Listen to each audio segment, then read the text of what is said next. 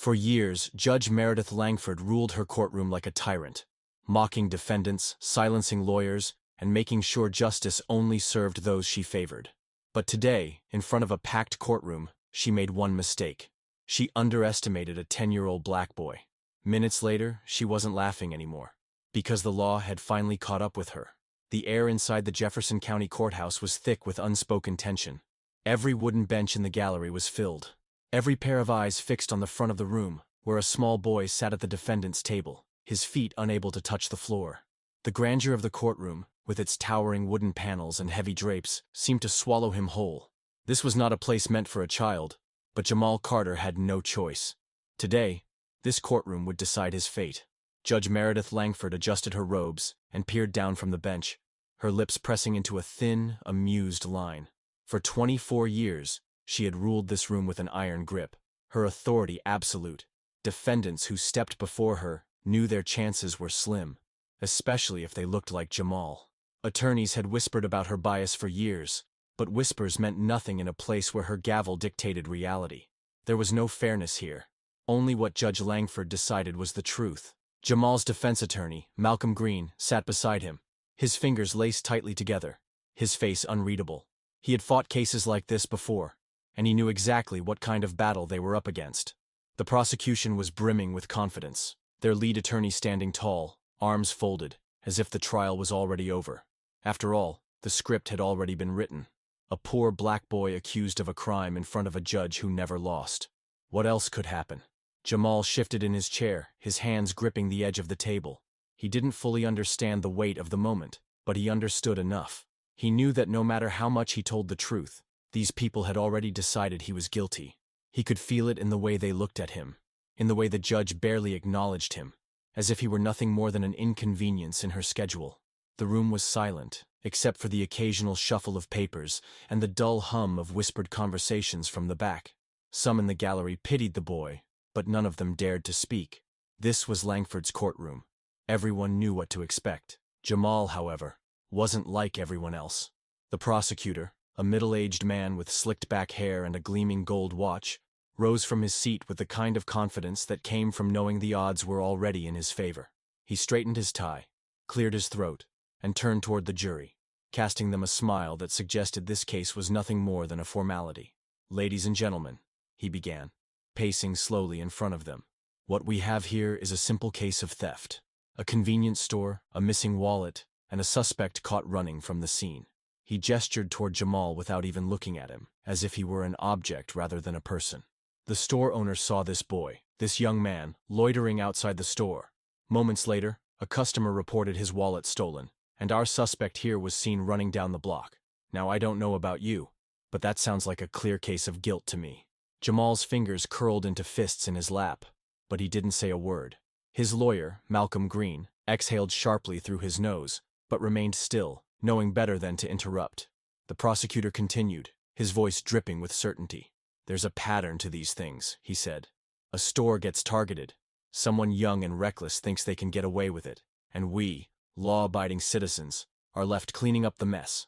His tone was almost lazy, as if he had given this speech a dozen times before. He turned to the judge. "Your Honor, the prosecution rests."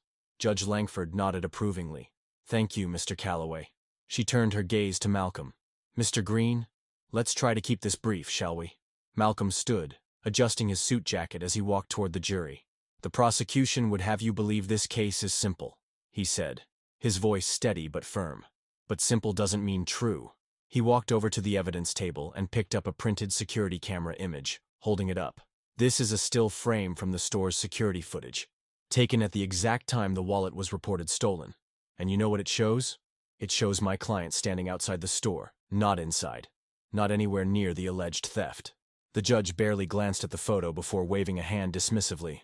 "Mr. Green, let's not waste time. This doesn't prove he didn't take the wallet afterward." Malcolm turned to her, his jaw tightening. "With all due respect, Your Honor, the burden of proof is on the prosecution, not a 10-year-old boy to prove his innocence." Langford's lips curled into a smirk. "Oh, come now, counselor. Do you really expect me to believe this child is some poor, innocent victim of circumstance?" She shifted her gaze to Jamal. "What do you think, young man? Do you believe you're above the law?" The room was quiet. Too quiet. Jamal sat up a little straighter, his heart pounding, but he refused to shrink under her gaze. "No, ma'am," he said. His voice was small, but steady. "I just didn't do anything wrong." Judge Langford chuckled under her breath and shook her head. "Of course you didn't." Her voice dripped with mock sympathy. But Jamal didn't flinch. A few jurors shifted in their seats. The weight of the exchange was beginning to settle in, the blatant condescension hard to ignore. A reporter in the front row scribbled something furiously in a notepad. Malcolm pressed on. "Your Honor, my client has no criminal record, no history of theft, no motive. He was outside that store because he was waiting for his mother to pick him up. The prosecution has no physical evidence tying him to this crime, just the assumption that because he ran, he must be guilty." Langford exhaled, clearly growing impatient. "Enough, Mr. Green. The jury will determine what's relevant. For now, your objection is overruled." Jamal felt heat rise in his chest. He had been quiet. He had been respectful. But nothing he said, nothing his lawyer proved, seemed to matter. He clenched his fists tighter and took a deep breath before speaking. "Maybe you just don't like people like me." The words sliced through the silence like a blade. The entire courtroom seemed to exhale at once. Whispers rippled through the gallery. Reporters looked up from their notes, and even a few jurors blinked, caught off guard. Langford's smirk disappeared. Her eyes narrowed. "Excuse me?" Jamal didn't back down. He met her gaze with something fierce and unshaken. "You never listen to people like me, no matter what we say." A thick, heavy silence settled over the room. For the first time, Judge Langford had nothing to say. Judge Langford's laughter rang through the courtroom, sharp and mocking. She leaned back in her chair, shaking her head as if she had just heard the most ridiculous thing in the world. "This," she said, her voice dripping with amusement, "this is exactly why children don't belong in courtrooms." Her chuckles echoed through the room, but no one else was laughing. A few jurors exchanged uneasy glances, and a murmur ran through the gallery. Even the prosecutor, who had been smugly confident up until now, suddenly looked unsure. But Langford didn't seem to notice, or care. Jamal sat still, his hands folded in his lap, but his jaw clenched. His stomach twisted, not from fear, but from something deeper. He had known people like her before, adults who didn't listen, who decided they were right before they ever heard you speak. But something in him told him this moment was bigger than just him. Langford adjusted her robes, still smirking as she turned her attention back to him.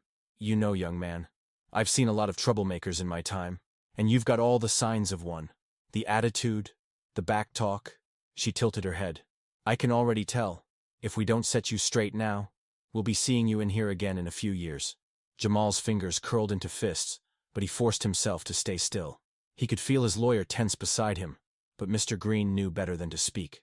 The judge leaned forward, her voice dropping into something dangerously low. "I'm warning you, boy. You think this is a game? You want to act out? Go ahead. It won't change a thing. At the end of the day, I decide what happens to you." Still, Jamal didn't react. He just stared at her, unblinking, unshaken. Something in Langford's expression flickered. Annoyance, perhaps even a hint of doubt, but she quickly masked it. Across the courtroom, a woman sitting in the press section reached into her bag and subtly lifted her phone. A journalist by trade, she had covered enough cases to know when something wasn't right. And this was wrong. She tapped her screen, hitting record, capturing every word, every look of condescension on Langford's face. At the defense table, Malcolm Green took a steadying breath and rose from his seat. "Your Honor, we have additional evidence to present." Langford rolled her eyes. "Mr. Green, we've been over this. I think the jury will want to see this." He stepped to the evidence table, pulling a flash drive from his briefcase. "This is security footage from a different camera angle. It proves without a doubt that my client was nowhere near the alleged crime scene at the time of the theft." The courtroom shifted. A murmur rippled through the spectators. Even some of the jurors sat up a little straighter. Judge Langford's smirk vanished. Her eyes darkened, and for the first time, her fingers twitched slightly against her desk. "No." The word was sharp, final. Malcolm frowned. "Excuse me, Your Honor?" "I said no," Langford repeated. "This is irrelevant. The boy is guilty." The courtroom fell into stunned silence. Gasps spread through the gallery. Even the prosecutor looked thrown off, as if realizing just how blatantly Langford was disregarding the law. Malcolm stepped forward. "Your Honor, this footage directly contradicts the prosecution's argument. It is highly relevant." Langford's voice was colder now, her amusement replaced by something steely and firm. "And I said it will not be entered into evidence." She turned back to the jury, forcing a smile, as if that settled things. But it didn't. The tension in the room was no longer subtle. It was thick, suffocating. The air had changed. Jamal's eyes flickered toward the journalist, who was still recording. He exhaled slowly, something unreadable crossing his face. He knew something Langford didn't. And soon, she was going to find out. The silence that followed Jamal's words wasn't just stillness. It was the kind of pause that sucked the air from the room, leaving nothing but raw tension behind. The moment felt alive, as if something huge had just shifted, something irreversible. Judge Langford's expression hardened, her sharp eyes narrowing behind her glasses. "I beg your pardon?" she said, her voice icy. But Jamal wasn't finished. Not even close. He sat up straighter, locking eyes with her in a way no one ever had before. "Not in her courtroom. Not in her world. I said you never wanted to hear the truth," he repeated, his voice firm. "Because people like me, you don't care about us. You never have." A ripple of sound passed through the courtroom. Hushed murmurs, nervous coughs, the shuffle of a reporter hastily flipping to a new page in his notebook. No one had ever spoken to Judge Langford like this. Her fingers curled tightly around the handle of her gavel. The tendons in her hand flexed, like she was fighting the urge to break it in half. "That is enough," she snapped. She slammed the gavel down with so much force that the sound cracked through the room like a gunshot. A woman in the gallery flinched, the prosecutor's jaw clenched, his hands folded tightly in front of him. "I will not allow this courtroom to turn into a spectacle," Langford continued, her voice thick with rage. "You do not get to speak to me that way, young man." Jamal didn't blink, didn't move. The judge was fuming, her breathing sharp and uneven. She had ruled this courtroom for years, intimidating defendants, dismissing objections, tearing down lawyers with nothing but a glare. She was always in control. But today, for the first time, she wasn't. Jamal could feel it. He could see it. And that was when it happened. He leaned forward slightly, staring her down. Then, slowly, deliberately, he stuck his tongue out at her. The courtroom exploded. A woman in the front row let out a shocked gasp, pressing her hand to her chest as if she'd just witnessed a crime. A few jurors sat straighter, eyes widening in disbelief. Someone near the back actually choked on their own breath. A beat of stunned silence passed. Then, suddenly, a short, breathy laugh came from the gallery. Someone had just lost it. Judge Langford's entire face went red. "You—" her voice shook. "How dare you?" Jamal tilted his head, his face unreadable. "What?" he said innocently. "Something wrong, Your Honor?" Langford nearly shot out of her chair, her hand tightening around her gavel again. She pointed a stiff, accusing finger at him, her voice rising in fury. "You will respect this court," she barked. "Do you understand me? I will not be mocked in my own—" "Then maybe don't act like a joke," Jamal muttered. It was quiet, barely loud enough to hear. But everyone heard it. The courtroom erupted. People gasped. Others outright laughed. The jurors exchanged stunned glances, as if trying to confirm that yes, this was really happening. And in the middle of it all, Judge Langford stood at the bench, her hands trembling in fury, her once perfect composure shattered. A voice rang out from the gallery. "Let the boy speak!" Langford's head snapped toward the crowd, her mouth slightly open. She scanned the room, but she couldn't find the source. Then another voice. "He's just a kid. Let him talk." And another. "He has a right to be heard." Langford's face darkened. She slammed her gavel down again. Bang! But this time, it wasn't loud enough to drown out the crowd. The shift had happened. The courtroom no longer belonged to her. She knew it. Jamal knew it. Across the room, a journalist in the press section was already typing furiously on her phone, her heart pounding. She knew a story when she saw one. And this? This was history. Her fingers flew across the screen as she uploaded the footage to her account, adding a caption that was as simple as it was devastating. Breaking. Judge Langford caught suppressing evidence against 10-year-old black boy. A chime sounded from someone's phone in the jury box. Then another. And another. It had begun. The viral storm was coming. Then, the heavy double doors of the courtroom swung open. The entire room turned to look. Judge Langford's breath hitched. For the first time since she took the bench 24 years ago, she was scared. The heavy double doors slammed open, and the room fell into absolute silence. Two men in dark suits strode in, their movements crisp and deliberate. Their badges flashed under the fluorescent lights, but no one needed to read them to know exactly who they were. Federal agents. The atmosphere shifted instantly. The murmurs stopped, the whispers died. Even the jurors, who had watched the trial with an air of passive detachment, sat up with sudden attention. Judge Langford's face drained of color. One of the agents, a tall man with a sharp gaze, stepped forward. His voice was steady, professional, and yet it carried a weight that made the walls of the courtroom seem to close in. "Judge Meredith Langford," he said, his tone leaving no room for argument. "We need you to come with us." For the first time in her career, Judge Langford was speechless. A ripple of disbelief passed through the gallery. The court reporter's fingers hovered above her keyboard, frozen mid-sentence. The prosecutor's eyes darted toward the judge, his expression a mixture of confusion and horror. Langford's mouth opened, but no words came out. Then, as if suddenly remembering who she was, she straightened in her seat, regaining some of her composure. "This is outrageous," she said, her voice sharp, but not as steady as before. "I am in the middle of a trial." The lead agent didn't blink. "Not anymore." Langford's eyes darted across the room, searching for someone, anyone, to take her side.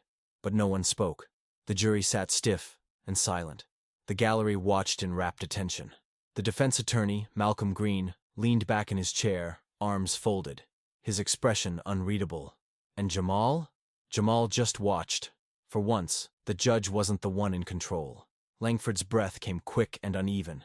She slammed her gavel down, more out of desperation than authority. "This is my courtroom," she snapped. "You have no right to interrupt my proceedings." The second agent stepped closer, pulling a folded sheet of paper from his pocket. "We have a warrant for your arrest, Judge Langford," he said calmly. "You are being taken into federal custody, under suspicion of obstruction of justice, conspiracy to deny civil rights, and multiple counts of judicial misconduct." The courtroom exploded. Gasps, shouts, the chaotic scrape of chairs as people leaned forward, craning their necks to see the once untouchable judge being brought down. Langford shot up from her chair. "This is ridiculous," she spat, her voice shrill, cracking at the edges. "I have done nothing wrong."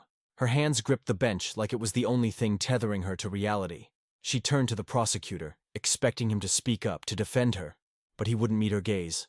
Her eyes flicked to the jury. Some of them looked relieved. And then, her head snapped toward Jamal.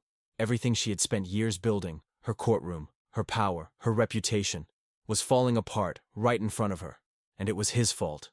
Her face twisted with rage as she lifted a trembling hand and pointed at him. "This is your fault!" she shrieked. You did this!" The room went dead silent. Every breath hitched. Every pair of eyes turned to the small boy in the oversized suit. Jamal, who had spent the entire trial being dismissed, ignored, talked over. Jamal, who had just watched as the most powerful person in the room lost everything. He didn't flinch. He didn't blink. Instead, he stood. For the first time in the trial, he didn't feel small. He stared straight at her, his voice calm, steady, and colder than the air-conditioned courtroom. No, his gaze didn't waver. "This is your fault." The words hung in the air, heavy as stone. Langford's lips parted, but nothing came out, because she knew he was right. The lead agent stepped forward. "Turn around, Judge." Her body stiffened, her hands clenched into fists, but she had no options left. Slowly, shakily, she turned. The courtroom watched, waited, and then, the handcuffs clicked. The sound was deafening in its finality. For 24 years, she had ruled from that bench, looking down at defendants with cold judgment. Now, she was one of them. A poetic silence fell over the room as she was led toward the doors. The same heavy doors through which she had once watched countless people walk, condemned by her gavel. Now, they were closing behind her. Jamal sat still as the heavy doors of the courtroom slammed shut behind Judge Langford. The echoes faded, replaced by a stunned silence that filled every corner of the room.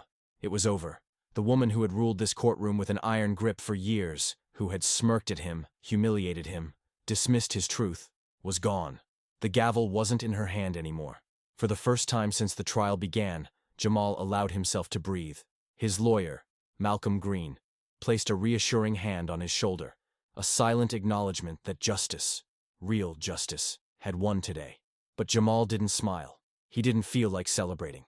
He had come into this courtroom accused of a crime he didn't commit, forced to defend himself against people who had already decided he was guilty.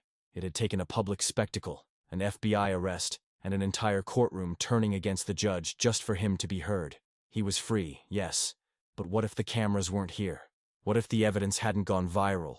Would anyone have believed him? The thought sat heavy in his chest as he stood, his oversized suit wrinkled from hours of sitting. The moment his feet touched the floor, chaos erupted. Reporters swarmed, microphones and cameras shoved in his direction. Questions flew at him from every angle. Jamal, how does it feel to have won? Jamal, did you ever think this would happen? Jamal, do you have anything to say? Jamal looked at them. The journalists, the jurors, the audience members who had watched, some in pity, some in silence. Even the prosecutor, now slumped in his chair, avoiding eye contact. Then finally, he spoke. Now you know how it feels. A hush fell over the room. His words hung in the air, sinking deep, heavy with meaning. Now they knew what it felt like to be ignored, to be silenced, to be dismissed before you even opened your mouth. Jamal didn't wait for another question. He turned and walked out of the courtroom, past the flashing cameras, past the stunned expressions, past the echoes of a system that had almost swallowed him whole. Because this wasn't just the end of his trial. This was the beginning of something much bigger. As the doors swung shut behind him, the weight of what had happened settled into the bones of the courtroom itself. A place that once belonged to Judge Langford. A place that would never be the same again. Fade to black.